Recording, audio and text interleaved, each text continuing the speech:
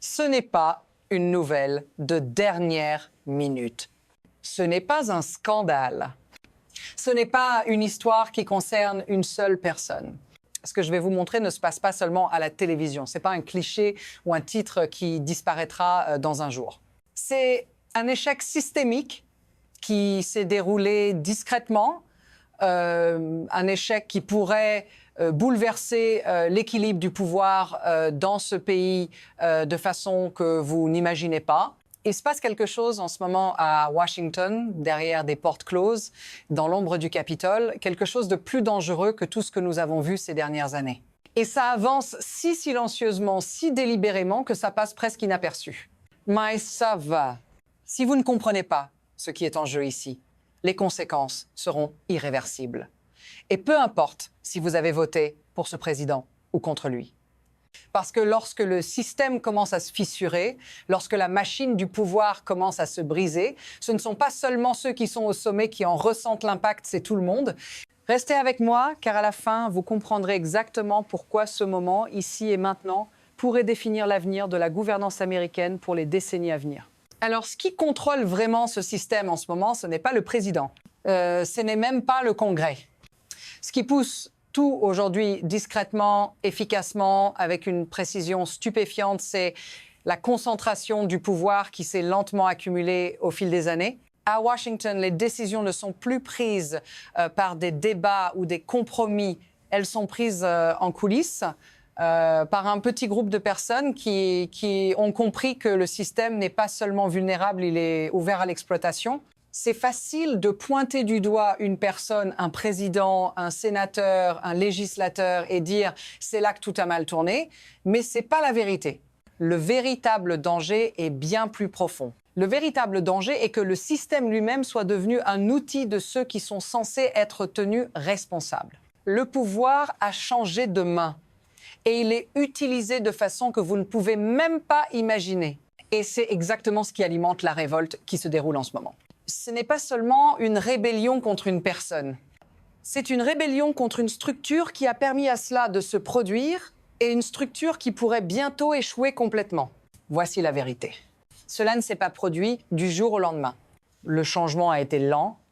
Il n'a pas crié pour attirer l'attention. Il s'est introduit, une politique après l'autre, un décret exécutif après l'autre, une déclaration d'urgence après l'autre. Vous ne l'avez peut-être pas remarqué. La plupart des gens ne l'ont pas remarqué. Mais c'est exactement pour ça que c'est dangereux. Les changements les plus dangereux dans l'histoire ne se produisent jamais en éclats dramatiques. Ils se produisent lentement, étape par étape, les types de changements auxquels nous nous habituons, ceux que nous apprenons à accepter comme normal. Repensez à un moment où l'équilibre du pouvoir était différent, à un moment où les lois signifiaient vraiment quelque chose, un moment où les freins et contrepoids étaient respectés. Est-ce que cela vous semble lointain? Parce que la vérité, c'est que nous en sommes là. Et une fois que ce changement devient la norme, il devient impossible de revenir en arrière. Alors que se passe-t-il quand ces petits changements deviennent tellement enracinés que nous ne les reconnaissons même plus comme des menaces? Maintenant, regardons ce qui se passe en ce moment. Un président en fonction, un homme élu pour défendre la Constitution, menace ouvertement de violer le droit international. Il suggère une action militaire, non pas contre un adversaire, mais contre l'un de nos alliés les plus proches. La cible, le Groenland. Cela semble absurde, n'est-ce pas? Cela ressemble à quelque chose que vous feriez défiler sur les réseaux sociaux, que vous ririez et puis vous passeriez à autre chose. Mais ce n'est pas la réalité. Le président des États-Unis a évoqué l'idée de recourir à la force militaire pour acquérir un territoire appartenant au Danemark. Oui, le Danemark, un allié de l'OTAN, un pays que nous nous sommes engagés à défendre en vertu de l'article 5 du traité de l'OTAN. Laissez cela vous pénétrer un instant. Si les États-Unis prenaient des mesures militaires contre le Groenland, nous n'attaquerions pas seulement le Danemark. Nous attaquerions l'alliance entière de l'OTAN elle-même. Alors, comment cela fonctionne-t-il? Comment le président peut-il parler de ces idées dangereuses sans aucune réelle opposition? Voici la chose. Ce n'est pas une question d'idée folle d'un homme.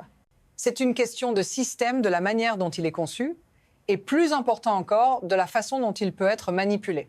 Trump ne considère pas les relations internationales comme un échange d'idées ou une négociation. Il les voit comme un marché, une transaction où il y a des gagnants et des perdants, des leviers à exploiter et des territoires à acquérir. Et c'est là que réside le danger. Lorsque le président parle, ces mots ne sont pas simplement des discours, ce sont des menaces.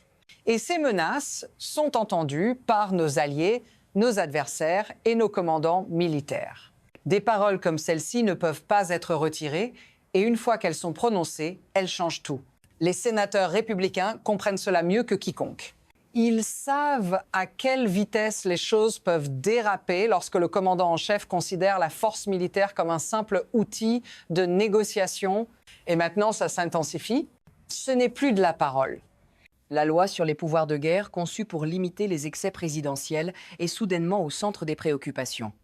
Les républicains, autrefois loyaux envers le président, travaillent maintenant activement à limiter sa capacité à entrer en guerre sans l'approbation du Congrès. C'est énorme. C'est un pas concret vers la limitation du pouvoir d'un président qui a montré un mépris flagrant pour les freins et contrepoids constitutionnels. Pensez-y.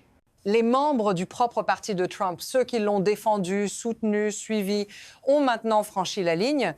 Et au lieu de tenter de les ramener dans le giron avec raison, avec négociation, Trump a éclaté. Il a harcelé la sénatrice Susan Collins avec des menaces et un langage cru. Ce n'était pas une tentative de persuasion, c'était une tentative de contrôle. Mais voici la chose, cela n'a pas marché. Imaginez que vous êtes l'un de ces sénateurs républicains en ce moment.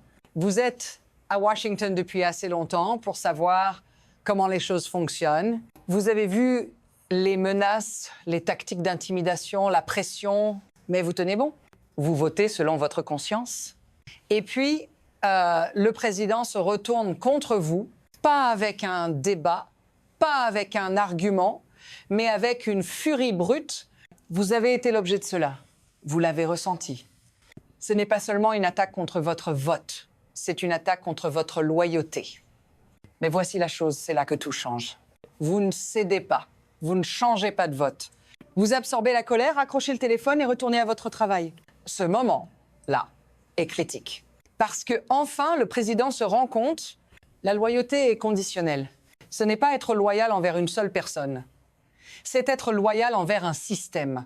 Et quand le système commence à échouer, la loyauté disparaît. Mais ce n'est plus seulement ce qui se passe à Washington. C'est une crise mondiale. Quand le président menace de miner l'OTAN, quand il évoque des actions militaires contre des alliés, cela ne reste pas à l'intérieur des frontières américaines. Cela se propage à travers le monde. Les autres nations regardent attentivement, de près, nos alliés européens, nos adversaires en Russie, Chine, Iran. Ils recalculent toute leur stratégie. Ils ne s'inquiètent pas seulement d'un président. Ils s'inquiètent de ce qui se passe quand le système commence à se fissurer, quand les États-Unis perdent leur crédibilité. Une fois que la confiance dans les engagements américains s'effondre, tout l'ordre mondial commence à se déstabiliser. L'OTAN n'est pas simplement une alliance militaire, c'est la pierre angulaire de la paix en Europe. Quand cette paix est menacée, l'équilibre du pouvoir mondial tout entier bascule. Et les conséquences, elles se feront sentir sur tous les continents. Alors, où tout cela nous mène-t-il à partir de maintenant? Nous avons 3 chemins possibles. Le premier, c'est celui de l'ajustement. Le système se ressaisit. Les freins et contrepoids se réaffirment. Et nous commençons à réparer les fissures qui se sont formées dans la fondation. Le Congrès récupère son pouvoir, le président est tenu responsable et les pouvoirs d'urgence sont réduits. C'est possible, mais ce n'est pas garanti. Le deuxième, c'est celui de l'érosion. La pression monte, mais le système s'affaiblit. Les lois sont pliées davantage, les précédents sont ignorés et le pouvoir du président sans contrôle se renforce. Plus de déclarations d'urgence, plus de menaces militaires et bientôt, nous ne reconnaîtrons même plus le système que nous avions. Et puis, il y a le chemin de la rupture. Le système se fracture complètement. Le pouvoir est concentré dans les mains du pouvoir exécutif. Les freins et contrepoids sont complètement anéantis. Le président ne voit plus les limites comme des contraintes, mais comme des obstacles à franchir. Quel chemin allons-nous prendre? Personne ne le sait encore. Mais une chose est certaine, les décisions que nous prenons dans les jours à venir façonneront l'avenir de ce pays pour les générations à venir. Alors, que se passe-t-il ensuite? Nous sommes à un carrefour. Le système est sous une pression extrême et nous le voyons se fissurer. C'est pas juste une question d'un président ou d'une élection. Il s'agit de savoir si nous croyons encore dans les règles qui gouvernent le pouvoir, si nous croyons que le système peut tenir quand un dirigeant pousse le système à son point de rupture. Ce n'est pas un événement isolé, ce moment où tout pourrait changer. Quand nous reviendrons en arrière dans des années, nous verrons soit un système qui s'est plié mais n'a pas cassé, soit un système qui s'est brisé au-delà de toute réparation.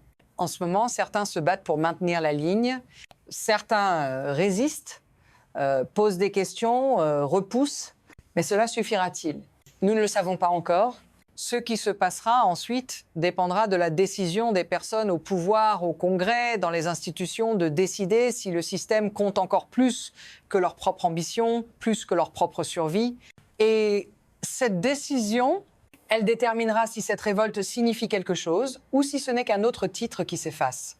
Restez à l'écoute, cette histoire ne va nulle part. Et si vous voulez comprendre ce qui se passe ensuite, vous devez rester engagé, rester informé. Parce que lorsque les règles ne sont plus respectées, quand le pouvoir devient personnel, l'avenir même de la démocratie est en jeu.